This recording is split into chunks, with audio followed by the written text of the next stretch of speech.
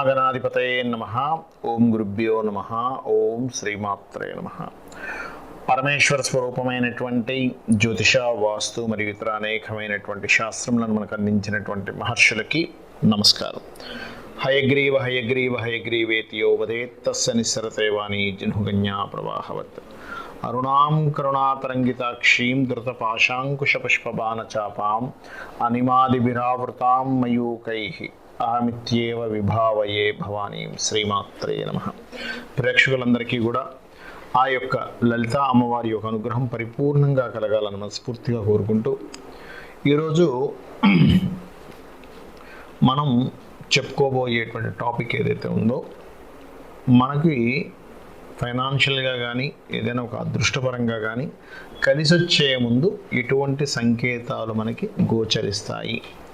అది జనరల్గా కొంత ఉంటుంది, అందరికీ ఉండేటువంటి సంకేతాలు కొన్ని ఉంటాయి. అలాగే స్పెసిఫిక్గా లగ్నం అంటే మేషలగ్నము లేదా మేషరాశికి స్పెసిఫిక్గా ఉంటుంది. అయితే ఇందులో మళ్ళీ నేను మీకు ఇంకో విషయం చెప్తున్నాను. ఇందులో మరలా మీ పర్సనల్ చార్ట్ పరంగా వేరేగా ఉంటుంది. అది మీ పర్సనల్ చార్ట్ పరంగా చూసుకోవాలి.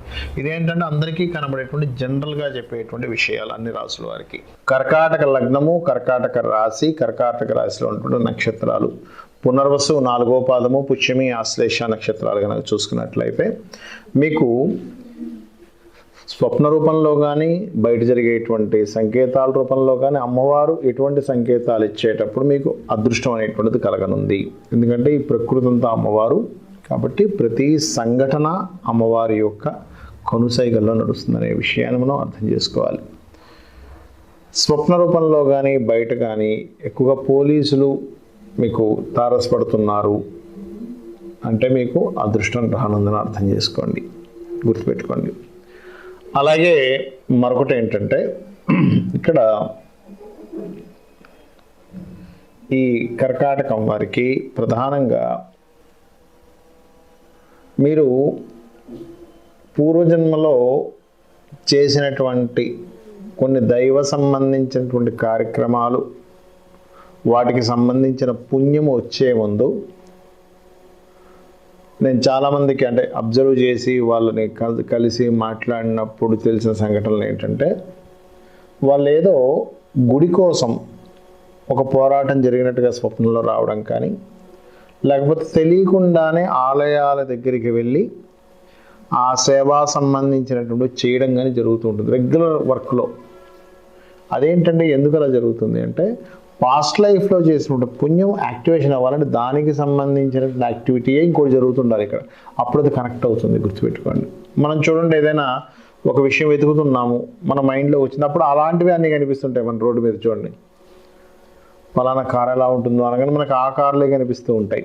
ఫలానా బిజినెస్ ఎలా ఉంటుంది అనగా ఆ రిలేటెడ్ సంబంధించిన యూట్యూబ్లో కనిపిస్తుంటాయి. అలాంటి వ్యక్తులే కలుస్తూ ఉంటారు. అంటే ఏమిటి, మన సబ్కాన్షియస్ మైండ్ దేన్నైతే వెతుకుతూ ఉంటుందో దానికి సంబంధించింది అంతా ముందుకు తీసుకొస్తూ ఉంటుంది. అదేవిధంగా సబ్కాన్షియస్ మైండ్ కాన్సెప్ట్ ఎలా ఉంటుందో ఇట్ ఈస్ సేమ్ టైం పూర్వజన్మలో చేసుకున్నటువంటి పుణ్యము ఓపెన్ అయ్యేటప్పుడు కర్కాటకం వారికి ఈ దేవతా సంబంధించిన, ఆలయ సంబంధించిన, పూర్వజన్మలో చేసినటువంటి కర్మ సంబంధించినటువంటిదంతా కూడా పూర్వజన్మలో చేసిన పుణ్యకర్మ, దేవత అనుగ్రహం, క్షేత్రాలకు వెళ్ళడం, క్షేత్ర సంబంధంగా కలిసి రావడం, ఎన్ని క్షేత్రాలకు వెళ్తుంటే అంత బాగా కలిసి వస్తుంటుంది, గుర్తుపెట్టుకోండి.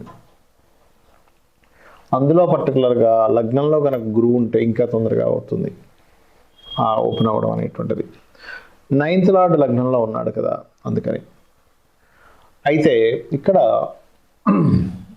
ఈ కర్కాటకం వారికి ముఖ్యంగా ఒక్కొక్కసారి వాళ్ళు చేసేటువంటి క్రియేటివ్ వర్క్లో, కర్కాటకం వారికి సర్వసాధారణంగా క్రియేటివ్ వర్క్స్లో కూడా ఉంటుంటారు వాళ్ళు.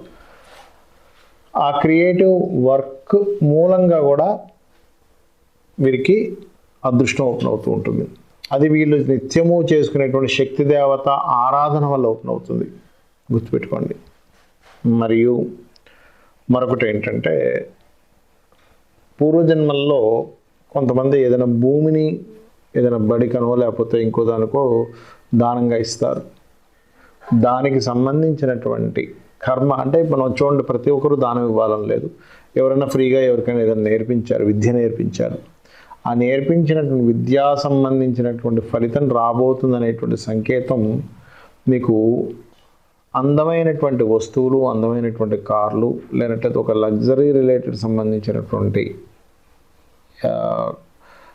సిచ్యువేషన్స్ అటువంటి ప్రదేశాలకు వెళ్ళడము, అలాగే ఒక ఆహ్లాదకరమైన ప్రదేశాలకు వెళ్ళడము, ఈవెంట్స్ ఒకసారి చూడండి, ఆహ్లాదకరమైన జలపాతాలు ఉంటాయి, జలపాతాలు లేకపోతే ఇంకేదైనా అందమైనటువంటి పుష్పాలు, ఇలాంటివన్నీ సంకేతాలని మీకు ముందుకు వస్తున్నాయి కర్కాటకం వారికి అంటే ఖచ్చితంగా పూర్వజన్మల్లో చేసినటువంటి పుణ్యము ఆధారంగా మీకు గృహయోగం, గృహ సంబంధించిన అదృష్టం కలగనుంది అనేటువంటిది మీరు అర్థం చేసుకోండి. ఆ సందర్భాల్లో ఒక్కొక్కసారి ఏమవుతుంటుందంటే ఫ్రెండ్స్తో దూరం కూడా అవుతారు. కొన్ని సందర్భాల్లో అర్థం కాదు ఏమిటి ఫ్రెండ్స్తో నేను దూరం అవుతున్నా అంటే అనిపిస్తుంటుంది, కానీ అక్కడ ఆ సిచ్యువేషన్స్ అలా కల్పిస్తూ ఉంటాయి. గుర్తుపెట్టుకోండి. నేను మీకు ఇక్కడ కొన్ని కండిషన్స్ చెప్తానన్నాను. ఏమిటి ఆ కండిషన్స్ అంటే, ఒకటి గుర్తుపెట్టుకోండి, ఇప్పటి వరకు మనం చెప్పినటువంటిది రాశిపరంగా లేదా లగ్నపరంగా అందరికీ జరిగేటువంటి జనరల్గా, కానీ మీ జన్మజాతకంలో మీకు అదృష్టాన్ని కలిగించేటువంటి గ్రహాలు ఎవరయ్యారని స్పెసిఫిక్గా ఉంటుంది. అదేంటంటే లగ్నం చెప్పారు కదా వాళ్ళే అవుతారు అనుకుంటారు, కాదు. ఎందుకు అవ్వరు అంటే వాళ్ళు ఒక్కొక్క గ్రహము, ఉదాహరణకి మేషలగ్నానికి శని భగవానుడు దశమ లాభాధిపతి. ఆ దశమ లాభాధిపతి మేషంలో ఉంటే ఒక ఫలితం, వృషభంలో ఉంటే ఒకటి, మిథునంలో ఒకటి, కర్కాటకంలో ఫలితాలు మారుతూ ఉంటాయి. పోనీ అక్కడ ఉన్నప్పుడు ఆ ఫలితం ఇస్తుందంటే అది ఎవరితో కలిసిందో, మళ్ళీ బుధుడితో కలిసాడా, శుక్రుడితో కలిసాడా, రవితో కలిసాడా, చంద్రుడితో కలిసాడా అనేది దాని మీద మార్పు ఉంటుంది. నక్షత్రం వల్ల మార్పు ఉంటుంది. అది ఉన్న నక్షత్రం, అది ఏ నక్షత్రం మీద ఉంది, అది నవాంశలో ఫలాన్ని ఇచ్చేటువంటి ప్రదేశంలో ఎక్కడ పడింది నవాంశలో అనేటువంటివి స్పెసిఫిక్గా ఉంటాయి. అంటే నాట్ ఓన్లీ శని, ఈ నవగ్రహాలన్నీ కూడా. అందుకని ఇప్పటివరకు మనం చెప్పుకున్నవి ఒక ఎత్తు, మీ పర్సనల్ చార్ట్ని బట్టి చూసుకోవాల్సింది ఒకటి ఉంటుంది. ఇక రెండవది ఏంటంటే జనరల్గా ఇప్పుడు రాశి, నక్షత్రము లేకపోతే లగ్నము వీటితో అసలు సంబంధం లేకుండా జరిగేటువంటి సంఘటనలు ఏమిటి, సంకేతాలు ఏమిటి అంటే ఒకటే గుర్తుపెట్టుకోండి. ఎప్పుడైనా ఏదైనా ఒక పని మీరు ప్రారంభిద్దాము అని అనుకున్నప్పుడు గనక ఏదైనా ఒక ఆటంకం వచ్చి మిమ్మల్ని ఆపుతుంది అనుకోండి. ఏదైనా ఒక ఆటంకం అంటే ఒక వివాహం కోసం రెడీ అవుతున్నారు, రెడీ అవుతున్నప్పుడు ఏదైనా ఒక చెడు వార్త వచ్చింది, దాని గురించి మీరు ఆలోచించవలసిన సందర్భం ఉంది. వివాహం అనే కాదు, ఎనీథింగ్, ఒక బిజినెస్ పెట్టబోతున్నారు, లేకపోతే ఒక ప్లానింగ్గా ఒక ముందుకు వెళ్తున్నారు. సో దానికి మీరు పర్టికులర్గా ఇది ఎలా చేయాలి, ఏం చేయాలి, ఏమిటి అనేటువంటిది ఒక ఆలోచనలో కొంచెం ముందుకు ఒక్కసారి ఆలోచించాల్సిన పరిస్థితి, ఏదైనా ఒక సంకేతం వస్తాయి. దాన్నే మనకి శాస్త్రాల్లో నిమిత్తం అన్నారు, ఎదురు రావడం అన్నారు, ఇలాంటివన్నీ చెప్పారు. అంటే ఏమిటి, ప్రకృతి చెప్పేటువంటి ఇదంతా ఏమిటి అంటే ప్రకృతి మనకు అందించేటువంటి, ప్రకృతి అంటే ఎవరు, అమ్మవారు. అమ్మవారికి ఉన్నటువంటి లాంగ్వేజ్లో మనకు చెప్తుంది, నన్ను ఇది చేసుకో, ఇలా ఉండు. ఎందుకంటే అదేంటండి అలా చెప్తుందా అంటే ఖచ్చితంగా చెప్తుంది. మనకి చూడండి, కొంతమందికి స్వప్నంలో భగవత్ సంబంధించింది సౌండ్ వినబడో, చెప్పు నీకు పలానా దగ్గర విగ్రహాలు ఉన్నాయి, తవ్వండి, తీసి గుడి కట్టండి అని చెప్తున్నారుగా మరి అమ్మవారు. మరి అది చెప్తున్నప్పుడు మన పర్సనల్ రిలేటెడ్ సంబంధించినవి కూడా ఈ సంకేత రూపంలో చెప్పడం జరుగుతూ ఉంటుంది అనే విషయాన్ని మనం అర్థం చేసుకోవాలి.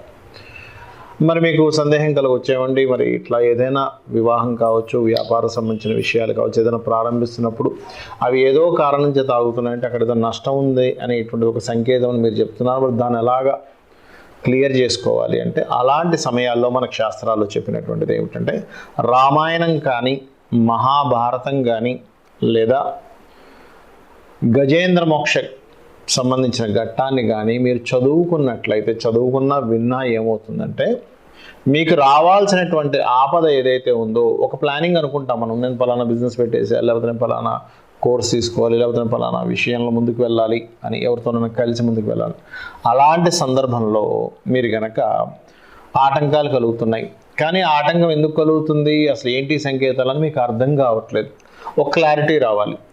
అలాంటి సందర్భంలో రామాయణం, మహాభారతం, గజేంద్ర మోక్షం, లలితా సహస్రనామాలు విన్నా, లేదా విష్ణు సహస్రనామాలు ఒక్కసారి చక్కగా ధ్యానంలో కూర్చొని మీరు విన్నా ఏమవుతుందంటే మీకు ఏదైతే మీరు స్టెప్ వేయబోతున్నారో ఇంకా కూడా ఉంది ఏంటి, ఇష్టదైవం. రోజు ఇష్టదైవాన్ని పూజ చేస్తూ ఉంటారు. ఆ పూజలో ఒక్కసారి కూర్చొని స్వామి ఏమిటి నాకు ఇదేం అర్థం కావట్లేదు, నేను దీనికి ముందుకు వెళ్ళనా వద్దా, ముందుకి నేను అడుగు వేయడం వల్ల ఏమైనా ఇబ్బంది ఉందా, లేకపోతే దాన్ని విరమించుకొని వెనక్కి రావడమే మంచిదా అని చెప్పి మీరు కనుక ప్రశ్నించుకున్నట్లయితే ఖచ్చితంగా దానికి సమాధానం ఒక క్లారిటీతో వస్తుంది. అంటే మీకు కనబడేటువంటి నిమిత్తాలు క్లారిటీ ఉండాలని లేదు ఒక్కోసారి, ఎందుకంటే అది దాని మీద స్టడీ చేస్తేనే అర్థమవుతూ ఉంటుంది. కాబట్టి ఈ రకంగా తెలుస్తుంది. అలాగే ఒక్కొక్కసారి ఏం జరుగుతుంటుందంటే ప్రతిసారి ఆటంకం కలుగుతున్నప్పుడు ప్రతిసారి ఇబ్బంది కలగాలని రూల్ ఏం లేదు. ఒక్కొక్కసారి మీరు అది చేయడం వల్ల మీ కర్మ తొలగిపోతుంది, అలాంటప్పుడు కూడా ఆటంకం జరుగుతుంది. అలాంటప్పుడు కూడా మీరు కనుక ఒక్కసారి లలిత చదువుకొని ప్రారంభించినట్లయితే మీ ప్రారంభ కర్మ ఆపుతూ ఉంటుంది. అంటే చిన్న ఉదాహరణ ఎలా అంటే, ఒక వ్యక్తికి బాగా కష్టాల్లో ఉన్నప్పుడు బాబు నువ్వు పలానా దీక్ష తీసుకున్నాక నీకు రిలీఫ్ వస్తుంది అని చెప్పడం జరిగింది. అతను దీక్ష తీసుకుందాం అనుకునేసరికి ఏదో ఒక ఆటంకం రావడం జరిగేది. అయితే నేను ఏమన్నానంటే లేదు నువ్వు నీ యొక్క ప్రారంభ కర్మ నిన్ను ఆపుతుంది, దీక్ష తీసుకుంటే క్లియర్ అవుతావు, కాబట్టి దీక్ష తీసేసుకో అంటే. ఇక్కడ నాకు అర్థమైన విషయం ఏంటంటే, మనం ఏదైనా గ్రహ సంబంధించిన దేవతా సంబంధించినటువంటి చేసుకుంటే క్లియర్ అవుతుంది అని అన్నప్పుడు ఆటంకాలు వస్తూ ఉంటాయి. వచ్చినప్పుడు దాన్ని కూడా అధిగమించి మీరు కనుక ఆ యొక్క కార్యక్రమాన్ని పూజో లేకపోతే హోమమనో లేకపోతే జపమనో లేకపోతే ఇంకేదైనా దేవాలయానికి వెళ్ళడమనో చేసినప్పుడు అది ఖచ్చితంగా ఏమవుతుందంటే మీరు పడుతున్నటువంటి ఇబ్బంది నుంచి బయటపడేస్తుంది. కాబట్టి నేను చెప్పినటువంటి ఈ యొక్క విషయాల్ని పరిగణనలో తీసుకొని ప్రతి దాన్ని కూడా మీరు అమ్మవారికి సమర్పిస్తూ మీరు కనుక చేస్తున్నట్లయితే, అంటే ఉదాహరణకి ఏదైనా ఒక ప్రారంభిస్తున్నాము, మీకు సంశయం అసలు ముందుకు వెళ్ళనా వద్దా, జాతకం ఉంటే జాతకంలో చూసుకొని చెప్పొచ్చు, ఏమంటే ఈ వ్యాపారం మీకు పనికి వస్తుంది, ఇది మీకు పనికిరాదు, దీనిలో మీరు ముందుకు వెళ్ళొచ్చు, వెళ్ళకూడదు, ఇలాంటివన్నీ. ఇక్కడ ఏంటంటే మీరు ముందుకి అడుగు వేసేటప్పుడు ఉదాహరణకి ఈ రకంగా సంశయిస్తున్నారు, ప్రతి అడుగు వేసే ప్రతిదీ కూడా ఒక్కసారి అమ్మవారిని స్మరించుకుంటూ స్వామి నీదే బాధ్యత అనుకుంటూ వెళ్తే కూడా మీరు ఎక్కడ వెళ్ళి ఇబ్బంది పడాలో అక్కడ వెళ్ళనివ్వకుండా స్వామివారు అమ్మవారు చూసుకుంటారు. కాబట్టి ఈ యొక్క విషయాల్ని పరిగణనలో తీసుకొని కండిషన్స్ పాటించండి. శ్రీమాత్రే నమః.